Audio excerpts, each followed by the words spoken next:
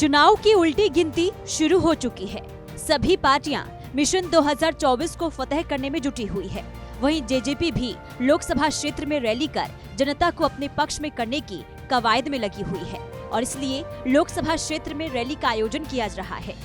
7 जनवरी को करनाल की घरोंडा में बीजेपी की रैली होने वाली है, जिसे लेकर कार्यकर्ताओं के साथ जिला स्तरीय बैठक लेने और लोगों को निमंत्रण देने जेजेपी की राष्ट्रीय महासचिव दिग्विजय चौटाला पानीपत पहुंचे और रैली को भव्य बनाने की जिम्मेदारी कार्यकर्ताओं को सौंपी। तो वहीं करनाल की रैली को ऐतिहासिक बनाने का दावा भी किया।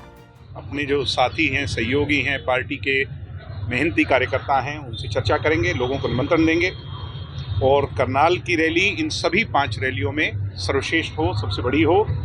आगे लोकसभा के लिए जो कमर कसने का काम है पूरी तौर पर हो जाए, उस दिशा में पार्टी आगे बढ़ रही है और मुझे पूरी उम्मीद है कि रैली अपने आप में ऐतिहासिक है। वहीं उपराष्ट्रपति जगदीप धनखड़ की मिमिक्री मामले पर दिग्विजय चौटाला ने कांग्रेस पर जमकर निशाना साधा और कहा, कांग्रेस पार्टी सत्ता हथियाने के लिए किसी भी स्तर तक गिर सकती है।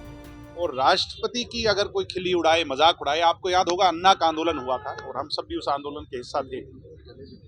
तब प्रणब मुखर्जी देश के राष्ट्रपति थे और अन्ना के आंदोलन में अन्ना हजारे के सामने कुछ लोगों की भ्रष्टाचार के तौर पर तस्वीर लगाई गई थी और उसमें मजाकिया तौर पर प्रणब मुखर्जी की तस्वीर भी लगा दी गई थी। जब ऐसा हुआ था तो सुप्रीम कोर्ट ने संज्ञान लिया था और उन लोगों को इस बात के लिए डायरेक्शन दी थी कि वो उनकी तस्वीर को हटाएं।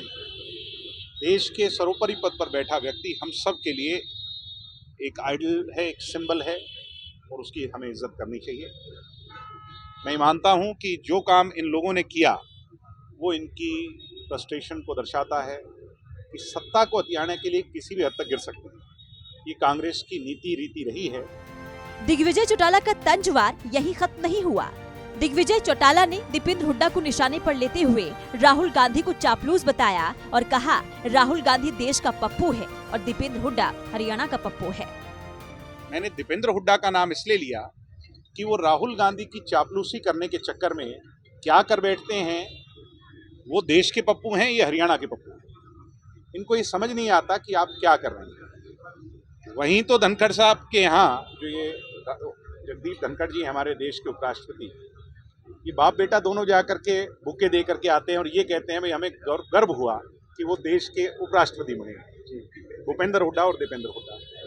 और जब उनकी खिल्ली उड़ाते हैं, मजाक उड़ाते हैं राहुल गांधी और कुछ और लोग, तो ये बाप बेटा जो है दोनों मौन धारण कर लेते हैं और बेटा ताली बजा करके राहुल गांधी को प्रोत्साहित करता है। तो ये दर्शाता है कि कांग्रेस का कल्चर क्या है और प्रियंका और राहुल की चापलूसी में किसी स्तर पर भी जा सकते हैं। चुनावी मौसम है, ऐसे में एक दूसरे पर बयानों के जरिए तीखे हमले नेता करते ही रहेंगे, लेकिन दूसरी ओर चुनावों की तैयारियां भी जोरों पर हो रही है।